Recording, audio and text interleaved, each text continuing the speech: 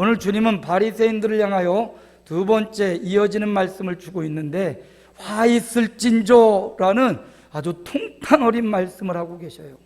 전에 가버나움 고라신을 향하여 화 있을진저 고라신아 벳세다여 주님 책망하셨습니다. 왜냐하면 그들이 하나님의 권능, 주님의 살아계신 권능을 보고도 믿지 않았기 때문이에요. 회개하지 않았기 때문에 주님이 그렇게 화 있을진저 했는데, 오늘 바리새인들을 향하여는 주님이 왜 화 있을진저 말씀하셨는지 살펴보기 원합니다. 산상수훈에 보면 마태복음 5장에 복이 있을진저 이렇게 시작해요. 복이 있도다. 기억나십니까? 어떤 자가 복이 있습니까? 심령이 가난한 자가 복이 있다. 애통하는 자가 복이 있다. 온유한 자가 복이 있다. 아멘도 안 해주시네. 의에 줄이고 목마른 자가 복이 있다. 긍휼히 여기는 자가 복이 있다. 마음이 청결한 자가 복이 있다. 화평케 하는 자는 복이 있다. 의를 위하여 핍박받는 자가 복이 있다. 주님께 모여든 수많은 제자들에게 그들이 복이 있다 말씀하셨어요. 그런데 오늘 바리새인을 향하여서는 복이 있다가 아닌 정반대로 화가 있다 이렇게 말씀하셔요. 바리새인들은 이름 자체로 보면 구별된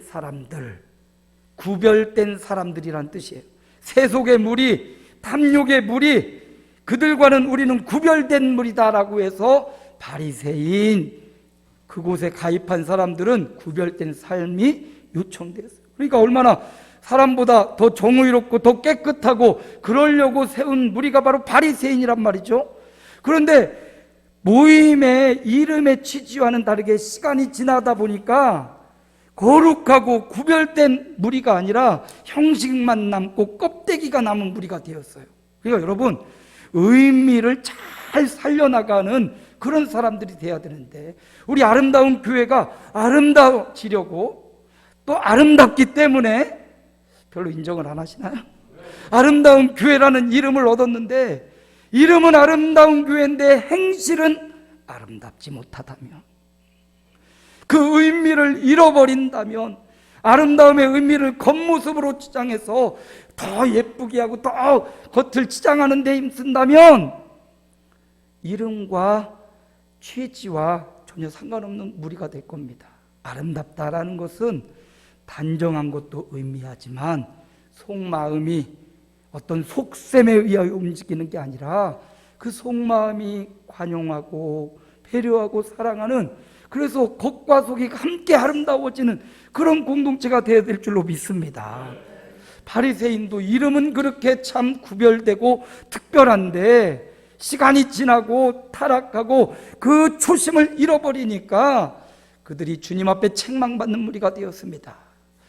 바리새인을 향한 말씀이지만 오늘을 살아가는 우리도 그리스도인이라고 해서 주일에 예배 다니고 예배하고 기도하는 저와 여러분에게도 행여나 이런 외식에 빠지지 않도록 흘려듣지 말고 명심해야 됩니다.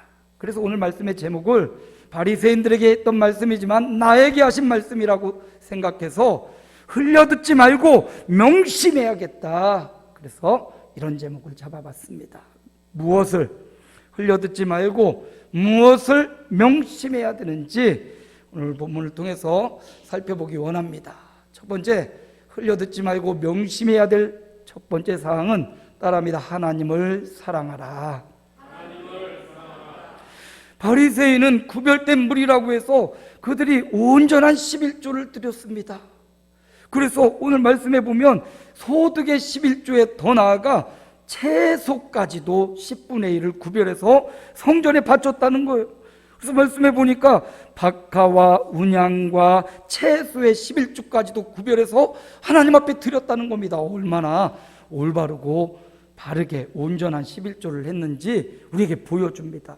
그런데 주님이 책망하는 내용은 이렇게 모든 것까지 구별해서 11조를 드리는 것을 책망한 게 아니라 11조를 드리라고 했던 하나님을 사랑하는 사랑이 없기 때문에 책망한 거예요. 겉보기에는 잘하지만 속이 잘못됐다는 겁니다. 형식은 괜찮은데 내용이 잘못됐다는 거예요. 그 내용을 책망하고 있습니다. 오늘날 유튜브나 방송에 보면 어떤 사람들은 요즘 신약시대 성도들은 11조가 무용하다, 11조 안 하고 그냥 봉헌물만 드려도 된다고 하지만 주님은 분명히 바리새인의 예를 통해서 이것도 행하고 저것도 버리지 말지니라, 주님 그렇게 말씀하셨습니다. 그래서 신약을 사는 오늘 저와 여러분도 온전한 11조를 결단하시기를 축복합니다. 그렇다고 11조 하면서 마음에 시험 들 정도로 하지 말고 여러분의 믿음의 분량을 따라 11조 하는 삶을 사시기를 축복합니다. 11조는 하나님이 주인입니다라는 표현이고 신앙 고백입니다. 그래서 바리새인들은 이렇게 꼬박꼬박 11조를 했는데 그 중심인 하나님이 왜 이 11조를 하라고 했는가, 너를 힘들게 하고 괴롭게 하려고 한 게 아니라 이를 통하여 너를 축복하고 이를 통하여 내가 주인이기에 너의 삶을 책임져 줄게라는 하나님의 사랑, 그 사랑의 마음과 더불어 드려야 되는데 형식만 남고 외식만 남은 그들을 책망한 것입니다. 우리가 봤던 영상처럼 88년을 회로한 그 두 부부에게 있어서 그 삶을 유지할 수 있었던 것이 무엇인가 하면 그건 바로 사랑이었기 때문에, 서로를 향한 믿음이고 배려고 양보고, 이걸 다 하나로 한마디로 말한다면 사랑이라는 거예요. 사랑이 있기 때문에 버티고, 위기가 왜 없었겠습니까? 88년 살면서 온갖 일들이, 사건과 사연들이 자식들로, 자손들로, 또 자신들의 당면한 문제로 얼마나 많았겠습니까? 그런데 기본에 사랑이라는 마음이 있으니까, 또 그 사랑이 언젠가는 사랑이 되었다가 정이 되었다가 어떨 때는 우정이 되었다가 어떨 때는 저 죽일 놈의 욕도 했다가, 그럼에도 불구하고 견뎌내고 살아내는 것은 사랑이라는 힘이 있기 때문입니다. 우리가 살아가는데 진짜 용기와 힘은 사랑에 있다라는 사실이에요. 근데 사람 간의 사랑도 사람에게 큰 힘이 되고 위로가 됩니다. 그 책에서 읽은 내용인데요, 폴란드라는 나라가 사회주의 국가에서 독립을 해가지고 사회는 굉장히 혼란한 그런 시대에 미국의 자비량한 이제 사회 단체가 폴란드를 방문했다고 해요. 근데 거기 폴란드를 방문했더니 가이드가 이 좋은 사람들에게 막 박물관도 보여주고 폴란드의 역사에 대한 유적지도 보여주고 하는데, 미국 이 사람들이 우리는 여기 폴란드의 역사나 유적을 보러 온 게 아니라 사람을 만나고 싶다. 그래서 이 가이드가 깜짝 놀란 거예요. 그냥 자신들의 문화, 이 사회주의에서 자유주의로 이렇게 옮겨오면서 갖고 있던 나라의 독특함, 이거를 알려주고 싶었는데 사람을 만나고 싶다고 하니까 어떻게 할까 고만하다가 요양원으로 그들을 모시고 갔어요. 한 요양원에 들어가서 그 요양원에는 이제 연세 드신 많은 사람들이 계신 거예요. 그 사람들 들어간 그들이 일일이 찾아다니며 그들을 만나고 그들의 당면한 상황을 위로해주고 또 그들과 함께 이야기도 나누고 웃기도 하고, 그 병실들을 다 찾아다니면서 사람을 만난 거죠. 그러다가 마지막 방에 한 여인이 있는데, 요양원이면 연세 드신 어르신반 있는 줄 알았더니 아주 제일 젊은 사람이 거기 요양원에 있는 겁니다. 58세밖에 안 된 거예요. 요양원에 있기에는 너무나 젊고 너무 괜찮은 나이인데 왜 있을까 알아보니까 이 여인이 사랑하던 남편과 사별을 한 거예요. 50살 때 사랑하는 남편, 정말 자기를 사랑해 주던 남편이 갑작스럽게 세상을 떠난 거예요. 남편을 잃어버리고 이 여인이 너무나 괴로워서 남편 없는 세상에서 살 이유가 없다고 달려오는 열차 속에 자신의 몸을 던져버린 겁니다. 그런데 불행하게도 남편 따라 목숨을 버리려고 갔는데 목숨은 살아있고 두 다리가 절단된 거예요. 차라리 죽어버렸으면 좋은데 두 다리를 잘리고 사랑하는 남편도 잃어버리고 이 여인은 너무나 절망하고 이 요양원에 와서 8년간의 생활을 밖에를 나가지도 않고 병상에서 혼자 그 고독을 씹으면서 괴로워하면서 그렇게 살고 있던 이 여인, 원래는 직업이 의사여가지고 많은 사람들을 살리고 세워주고 도와주었던 이 여인이 사랑을 잃어버렸다는, 또 두 다리를 잃어버렸다는 이 고통 때문에 너무 괴로워하며 그 병실에서 두문불출했던 겁니다. 이 여인을 만난 그 사람이, 찾아갔던 한 사람이 이 여인의 상황과 상태를 불쌍히 여기고 긍휼히 여기고, 그냥 어떤 가식적인 그런 게 아니라 정말 그 여인의 마음을 품기 위해서 그 여인에게 다가가서 그 절단된 다리를 부여안고 막 울면서 얼마나 힘든 삶을 살았냐고, 남편을 잃어버리고 사랑하는 사람을 잃어버리고 얼마나 고통스러운 세월을 보냈냐고, 정말 눈물을 흘며 그 여인의 삶을 함께 위로해주고 동감해주고 소통해주고, 여인의 마음이 조금씩 열리는 거예요. 여인이 전에는 의사였고 사람을 살리고 세웠던 그런 사람이었는데, 지금 아무도 보지 않고 아무런 사람도 만나지 않고 사람과 단절된 삶을 사는 이 여인의 고통을 그 마음으로 깊이 새기고 그 여인을 위해서 기도해주고 말을 해주는데, 순간 그 두 다리가 절단된 이 여인을 보면서 그 사람의 마음에 상처받은 천사가 생각나더라는 거예요. 천사는 누구입니까? 앙겔로스란 말인데 하나님의 심부름꾼이잖아요. 하나님의 심부름을 하는 자가 바로 천사인데, 이 여인을 보면서 상처받은 천사가 생각나더라는 거예요. 그런데 여러분, 이 사람이 이렇게 위대한 말을 그녀에게 해주는 거예요. 지금 당신이 사랑하는 사람도 잃어버리고 두 다리를 잃어버렸는데 내 눈에 당신은 상처 입은 천사가 보인다. 그런데 분명히 생각하십시오. 천사는 하나님의 일을 하는 천사는 두 다리가 없어도 그 천사의 일을 분명히 할 수 있습니다 라는 말을 해줬다는 거예요. 그렇죠. 여러분, 천사는 날개가 있잖아요.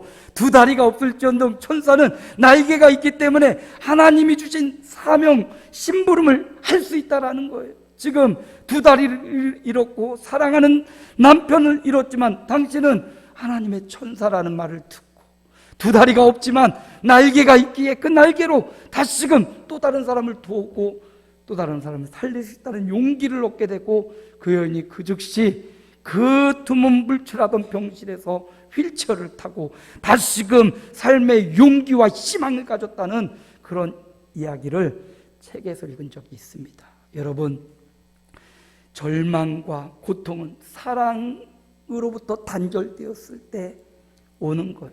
우리 인생은 사랑받고 있다라는 생각을 할 때, 혹은 내가 누군가를 열렬히 사랑할 때 용기와 희망을 갖게 되는 것입니다.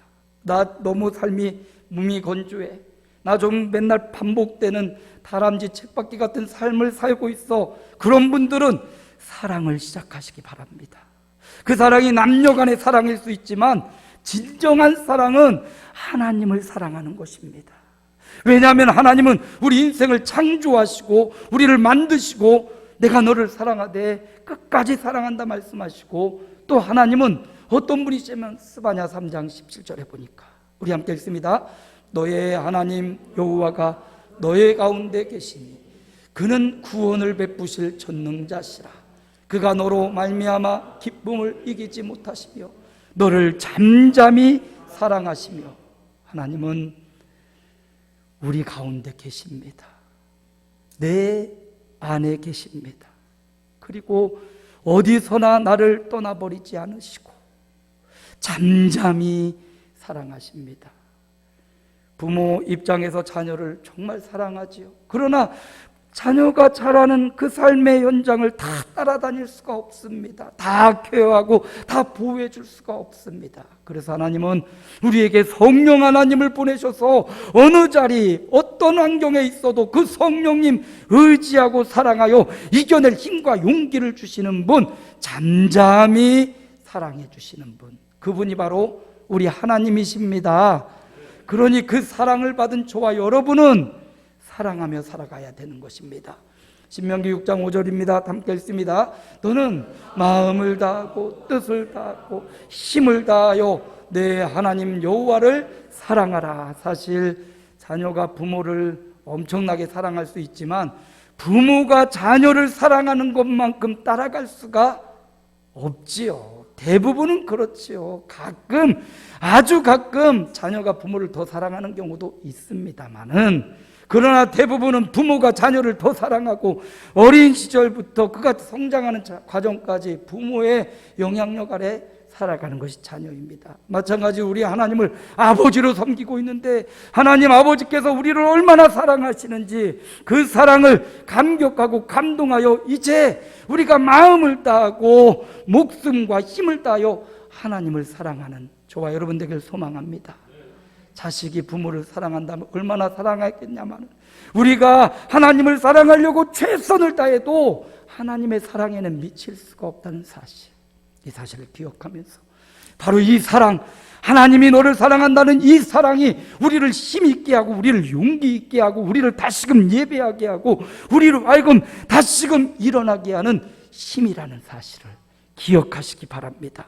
그래서 바리새인들을 향하여 11조는 드리지만 하나님을 사랑하지 않는 그들을 향하여 11조도 드리고, 아멘?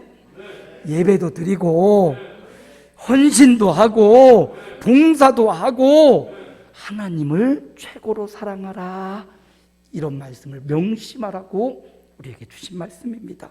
두 번째, 흘려듣지 말고 명심해야 될 내용이 있는데 그것은 이웃을 섬기며 존중하라라는 말씀입니다. 오늘 43절에 보면 와 있을진저 너희 바리새인이요 너희가 회당의 높은 자리에 아주 높은 자리만 좋아한다는 겁니다. 그리고 시장에서 다른 사람들에게 문안받는 것만 기뻐한다. 이거 뭡니까? 다른 사람을 존중히 여기려면 높은 자리에 있어도 그들의 마음을 돌아보고 섬기는 사람이 돼야 되는데, 그들을 존중하고 그들을 아껴야 되는데, 그들을 문안해주고 그들을 돌아봐야 되는데 오히려 높은 자리에 군림하고 거들먹거리고 또 많은 사람에게 문안받는 것만 좋아요. 문안해야 되는데 문안받기만을 기뻐하는 그들을 향하여 명심해라, 이웃을 섬기며 존중하는 삶을 살아야 된다라고 말씀하시는 겁니다. 예수님이 오신 목적도요, 마가복음 10장 45절이죠. 우리 함께 읽습니다. 인자가 온 것은 섬김을 받으려 함이 아니라 도리어 섬기려 하고 자기 목숨을 많은 사람의 대속물로 주려 함이니라. 주님이 오신 목적도 섬기려고 오셨다고요. 그래서 주님이 베들레헴 말구에 태어나신 주님이 가장 헐벗고 가난한 사람들 찾아다니며 병들고 아파하고 신음하는 사람들에게 찾아가서 그들을 섬겨주셔 질병을 고쳐주십니다. 귀신을 쫓아내 주십니다. 온전케 하십니다. 주님의 삶은 섬김의 삶이었다는 것, 예수 믿는 저와 여러분도 섬기는 삶을 살아가라고 주님이 보여주신 겁니다. 보세요. 또 책에서 읽은 내용인데 이런 이야기가 있더라고요. 랍비의 선물이라는 이야기예요. 랍비는 원래 유대인의 스승들을 랍비라고 말하죠. 현자, 지혜로운 사람을 말하죠. 예전에 이게 이제 꾸며진 이야기 같은데 책에 이렇게 나와 있더라고요. 그러니까 한 굉장히 오래된 수도원이 하나 있는데 그 수도원이 예전에는 사람들이 굉장히 많아서 아주 수도하고 서로 공동체를 이루며 아주 큰 수도원이었다고 그래요. 그런데 세월이 지나가면서 사람들이 영적인 일에 관심이 없어요. 물질적인 일, 세상적인 일, 먹고 마시고 즐거운 일, 이런 일 하다 보니까 수도원의 사람들이 점점 줄어들고 마지막에 수도원에 5명의 중요한 직책을 갖고 있는 5명만 남았는데 이분들의 나이가 70세가 넘는 그런 노인들 5명만 남았어요. 교단을 생각할 때 이 수도원이 더 풍성하고 예전 한참 나갈 때는 저 지역마다 지부가 있을 정도로 아주 큰 수도원이었는데 이제 어쩌다 보니까 우리 5명만 남았다고 어떻게 이 망해져가는 수도원을 살릴 수 있을까?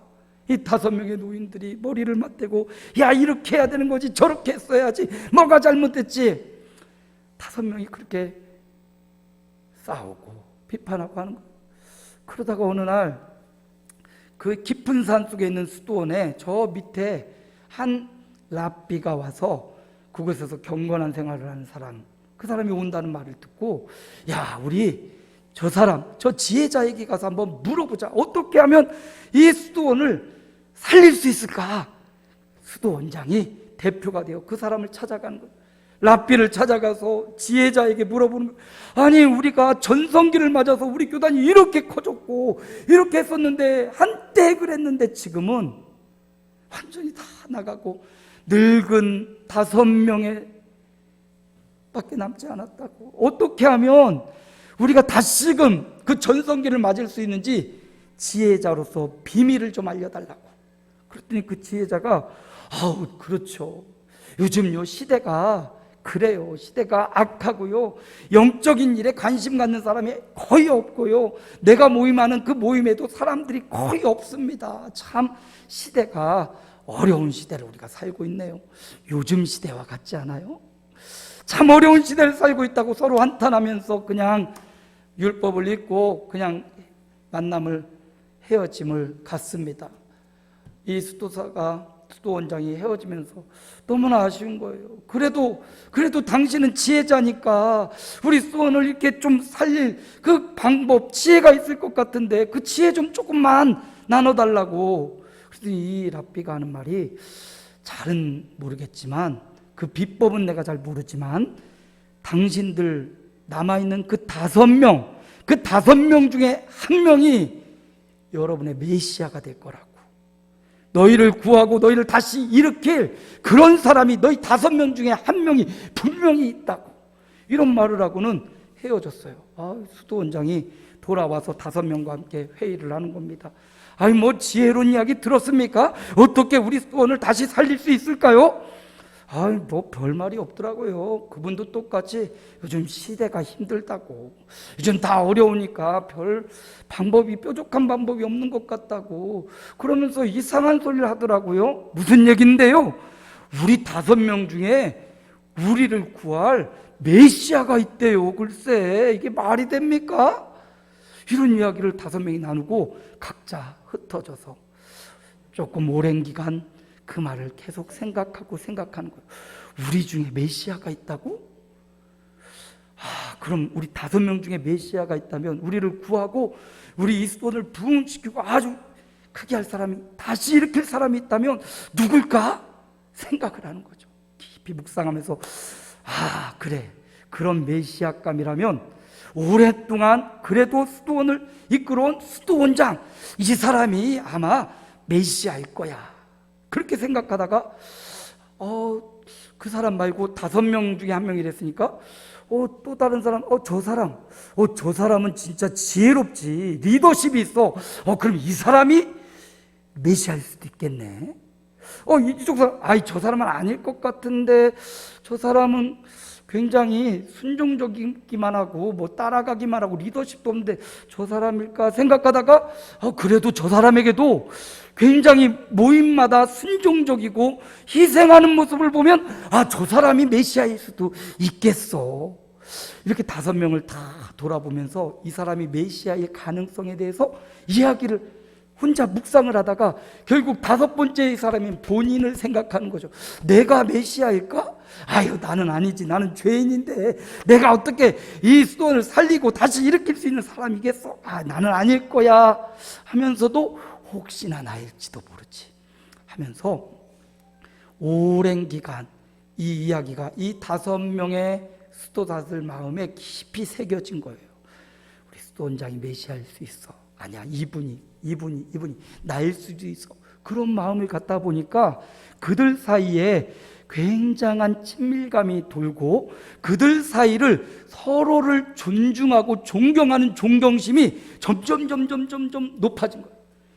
수도원이 5명밖에 남지 않았을 때 당신 때문이라고, 우리가 뭔가 정책을 잘못했다고 그때는 비판하고 서로를 깔보고 그때는 다 떠났습니다. 그런데 그 5명만 남아서 서로가 메시아일 거예요, 서로가 우리를 구원해 줄 사람일 거야 하면서 서로를 바라보니까 시각이 바뀌고 생각이 바뀌고 그를 대하는 태도가 바뀌고 존경심이 나오고 자기 스스로를 향해서도 존경심이 생겨나기 시작했다는 거죠. 산속 깊이 있던 수도원에 사람들은 휴가철이 되면 그래도 깊은 산을 찾아와서 휴양하러 놀러와서 거기 산 밑에서 놀기도 하고 쉬기도 했습니다. 그러다가 쉬고 놀다가 저 산 위에 5명의 수도사들이 있는데 이 사람들 굉장히 서로를 존경하고 존중한데, 이런 소문들이 그 수도 밑에 산에서 거하는 사람들 사이에 소문이 돌기 시작하는 거예요. 뭐 그래? 야, 70이 넘은 5명의 노인들이 그렇게 서로를 존중하고 이상한 영적인 끌림이 있는 겁니다. 그런 소문이 점점점 발 없는 소문이 천리를 간다고 하잖아요. 그 소문이 점점점 퍼지더니 어떤 사람들이 야, 저분들에게 가서 그 특이한 무언가를 배워야지 수도사로 지원하고, 또 다른 사람이 와서 봉사하고 하나둘 모여들더니 그 수도원이 예전처럼 아주 서로를 존경하는 빛된 공동체로 성장했다. 랍비의 선물이에요. 뭐가 랍비의 선물이었을까? 너희 중에 메시아가 있다 한마디 했는데요, 그건 제가 보기에 서로를 향한 존경심이었어요. 그 서로를 향한 존경심이 회복되니까 서로를 존중하고 서로를 메시아처럼 떠받들고 그들을 인정하고, 그런 삶이 결국 그 공동체를 변화시키고 5명 명수가 중요한 게 아니라 그곳을 다시금 일으키는 원동력이 되었다는 겁니다. 저에게 주는 교훈이 있었어요. 저도 성도들을 대하면서 어떤 사람은 존중할 만하지, 어떤 행동은 이건 비난받아 마땅해 라는 생각을 할 때가 많이 있었습니다. 이렇게 해서는 교회 공동체가 회복되고 우리 공동체가 힘있게 서갈 수 없다, 이런 교훈을 주는 거예요. 한 사람 한 사람을 메시아로, 한 사람 한 사람을 우리 교회를 세워갈 믿음의 사람으로 그를 여기고 그를 최고의 존경심으로 존경하며 살아갈 때, 이런 존경의 분위기가 한 사람 한 사람 우리 교우들 사이에 꽉 찰 때 더 이상 사람이 오지 않을지라도 소문은, 발 없는 말은 천리를 가듯이 이 아름다운 공동체의 소문이 지역사회에 퍼지고, 이 거룩한 존경심은 부러움을 사고 더 많은 사람들이 이 거룩한 존경심을 배우고자 나오게 되는 선순환의 원리를 깨우치게 되었습니다.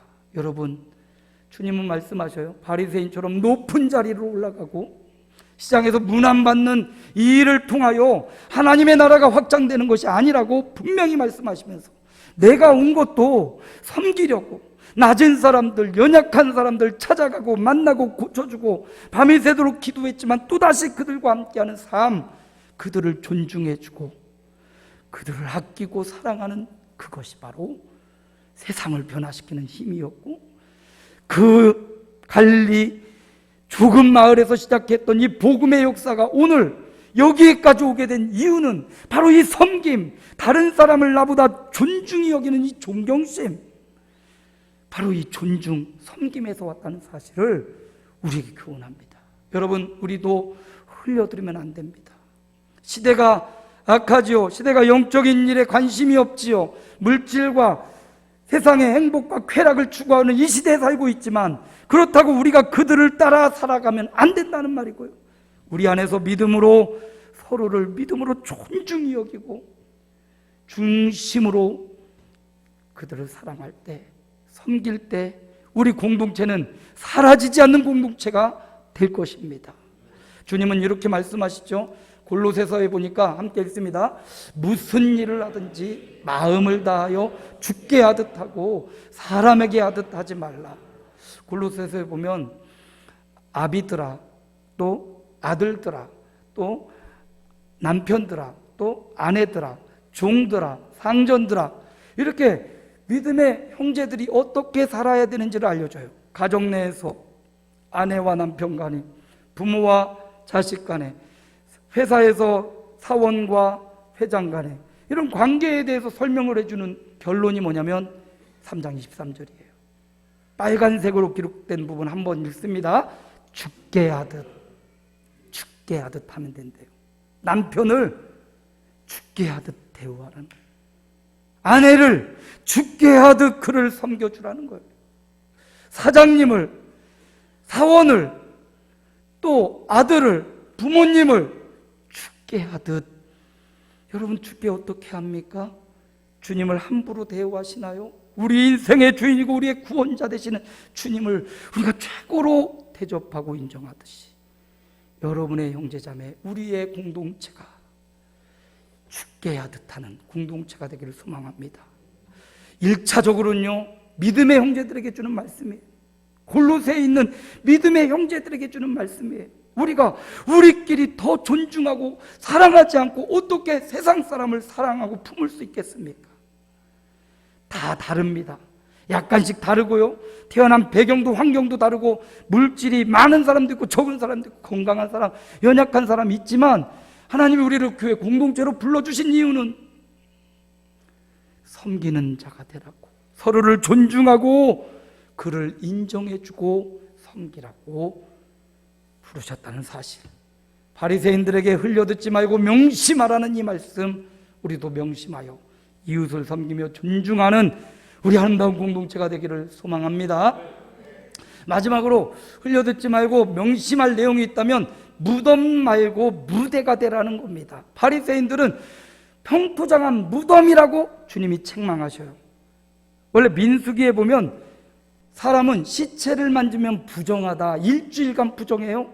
그래서 일주일간 출입을 못합니다. 사람을 만나지 못합니다. 접촉 못합니다. 일주일간 자숙하고 회개해야 돼요.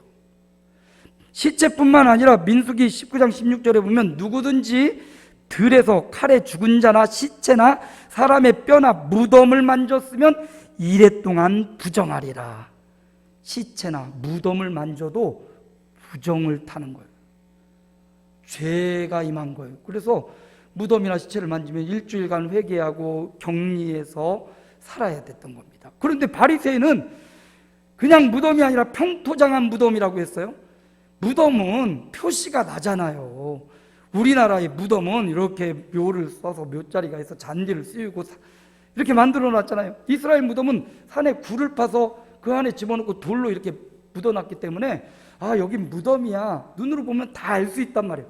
근데 평토장한 무덤은 무덤을 밑에 해놓고 싹 가려놔서 이게 무덤인지 아닌지 모르는 것, 그게 바로 바리새인이라는 거예요.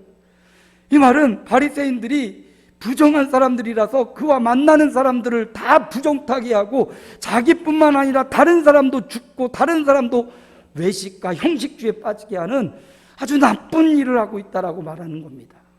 그래서 주님이 이런 무덤, 만나는 사람마다 죽이고 만나는 사람마다 괴롭히고 만나는 사람마다 지옥으로 끌고 가는 무덤 되지 말고 오히려 무대가 되어주라. 다른 사람을 살려주는, 다른 사람을 빛나게 하는 무대가 되어주라. 오늘 저와 여러분이 우리의 자녀들과 다음 세대들이 마음껏 하나님의 영광을 나타내는 무대가 되어주기를 축원합니다. 바리새인은 무덤이 되었어요. 만나면 죽고 만나면 부정타는 자들이 되었어요. 열왕기상에 보니까 우리 함께 읽습니다. 너희가 어느 때까지 둘 사이에서 머뭇머뭇하려느냐. 여호와가 만일 하나님이면 그를 따르고 바알이 만일 하나님이면 그를 따를지니라. 엘리야는 백성들의 무대를 깔아줬습니다. 사람들이 머뭇머뭇거리고 바알을 섬길까 하나님을 섬길까 갈등하는 그때 엘리야가 바알과 아세라 선지자 850명을 불러서 누가 참신인지 밝히자. 불로 응답하는 신이 참 하나님이다 라고 무대를 깔아주니까 그 무대에서 지켜보던 사람들이 불로 임한 엘리야의 단과 여호와가 참 하나님이신 것을 알고 그들이 변하여 용사가 되고 그들이 변하여 하나님의 군대가 되어서 악한 자들을 다 무찌르는 그런 역사가 일어났습니다. 오늘 저와 여러분이 엘리야가 얼마나 큰 용기가 필요했고 엘리야가 그 바알과 아세라 선지자를 불러 모아서 그들과 대결할 때 겁도 났을 것이고 어렵기도 했지만 뒤에 있는 수많은 사람들의 무대가 되렸고 그 용기와 결단으로 그가 나아가서 대결을 신청했던 것 우리는 볼 수 있습니다. 이게 바로 무대가 되는 거예요. 역대하 34장 3절입니다. 함께 읽습니다. 아직도 어렸을 때 곧 왕위에 있은 지 8년에 그의 조상 다윗의 하나님을 비로소 찾고 제12년에 유다와 예루살렘을 비로소 정결하게 하여 우상들을 제거하여. 누구 이야기인지 아시겠습니까? 역대하 34장에 나오는 이 말씀이 누구, 유대의 왕의 이야기를 하고 있습니다. 요시야라는 왕이에요. 유대의 왕 중에 다윗과 솔로몬 빼고 아주 거룩하고 훌륭한 왕이 3명 있습니다. 다른 사람도 있지만 정말 특별히 성경에서 거룩한 성왕이라고 하는 사람들이 3명 있는데, 여호사밧, 찬양대를 해서 그 적들을 물리쳤던 여호사밧 왕이고요. 또 하나는 히스기야, 기도에서 15년 생명을 연장받은 히스기야고, 또 한 명이 요시야라는 왕. 요시야는 그 당시 국제 정세로 볼 때 굉장히 어려운 시대의 왕이 되었습니다. 그가 왕이 될 때 8살이 왕이 됐어요. 이 말은 그냥 8살이 와 좋겠다 이게 아니라, 8살에 왕이 됐다면 아버지가 그만큼 일찍 죽었다는 거예요. 그렇잖아요. 아버지가 죽었으니까 어쩔 수 없이 왕이 됐다는 거예요. 부모의 사랑, 8살에 부모를 잃은 이 요시야. 그런데 그가 왕이 되어 8년이 지나 16살이네요. 16살에 비로소 다윗의 하나님을 찾았다. 인격적으로, 개인적으로 하나님을 만난 거예요. 요시야가 세상의 왕이었지만 하나님을 만나지 못했던 그가 비로소 16살 될 때 하나님을 만나고, 그리고 12년 20살에 예루살렘을 정결하게 하고, 더 나아가 그가 26살 때 유월절을 지키고, 그 유월절을 지킬 때 어떻게 했냐면, 북쪽 이스라엘, 남쪽 유다가 있는데 온 사방의 사람들을 보내서 하나님을 예비할 모든 사람들은 모여오라고. 그래서 이 거룩한 유월절 절기를 요시야가 하나님 앞에 지켜요. 이처럼 요시야는요, 어떻게 보면 아버지가 일찍 죽고 혼자 남았지만 그가 하나님을 만나고 성전을 거룩하게 하면서 그가 하나님의 영광을 위해서 다음 세대를 위한 무대를 깔아주면서 유월절 절기를 행하고 모든 만민이 하나님을 예비할 수 있도록 그가 사람들의 무대가 되어줬어요. 왕이라는 권력, 절대 권력을 통하여 또 다른 사람들이 살고 예수 믿고 더 신실한 믿음의 사람들이 되도록 그들은 그냥 무대가 되어줘요. 무대 안에 수많은 빛나는 주인공들이 있는 것 같지만 그들을 비춰주는 무대가 없다면 그들 또한 소용없을 겁니다. 오늘 저와 여러분이 바리새인처럼 무덤이 되어 수많은 사람을 죽이고 죽이는데 가담하는 자가 아니라 무대가 돼요. 우리의 다음 세대, 우리의 영육간의 다음 세대를 견고하게 빛나게 하나님의 영광을 드러나도록 하는 무대가 되어주는 마음, 이 마음이 필요합니다. 저는 나이가 좀 들면 마음도 하야처럼 넓어지는 줄 알았어요. 그런데 이상하게 나이를 조금씩 먹는데 자꾸 삐지는 일이 생겨요. 괜히 삐지는 마음이 생기고, 아내가 조금 이렇게 해도 하면서 저희가 삐지는 성질 아닌데 괜히 마음이 상처리고 삐지는 것 같아요. 자연적으로 나이 먹는다고 마음이 넓어지는 게 아니구나. 여러분, 의도적으로 넓은 마음을 훈련해야 됩니다. 포용과 배려도 세월 지나갈수록 우리의 마음을, 좁아지는 마음을 자꾸 넓혀놔야 넓어지는 거예요. 의도적으로 우리의 마음을 넓힙시다. 또 다른 사람들을 품고 이해하려면 이 좁은 구멍으로는 도저히 다 감당할 수 없어요. 넓어져야 됩니다. 의도적으로 우리의 좁아지는 마음을 자꾸 넓혀서, 그럴 수도 있지, 그래 저들을 위해서 기도해 줘야지, 그래 또 기도가 필요한가 보다, 이렇게 마음을 넓혀줘야지. 아이고 저래다가 어떻게 해서 이렇게 욕보고 손가락질하지 말고 무대가 되어주는 삶은 바로 그거예요. 마음을 넓히는 거예요. 오늘 바리새인을 향한 주님의 말씀 우리 흘려들으면 안 됩니다. 명심해야 되는데, 성경에도 보니까 신명기 4장 39절인데 우리 함께 읽습니다. 그런즉 너는 오늘 위로 하늘에나 아래로 땅에 오직 여호와는 하나님이시요 다른 신이 없는 줄을 알아 명심하고, 명심하라고. 오직 하나님 외에는 다른 신이 없음을 명심하라고 성경에 나와 있어요. 우리 마음에 여호와 하나님이 참 하나님임을 명심하는 저와 여러분은 흘려듣지 말고 오늘 말씀을 명심해야 됩니다. 어떤 내용이었습니까? 함께 읽습니다. 하나님을 최고로 사랑하라. 이웃을 섬기며 존중하라. 무덤 말고 무대가 되라.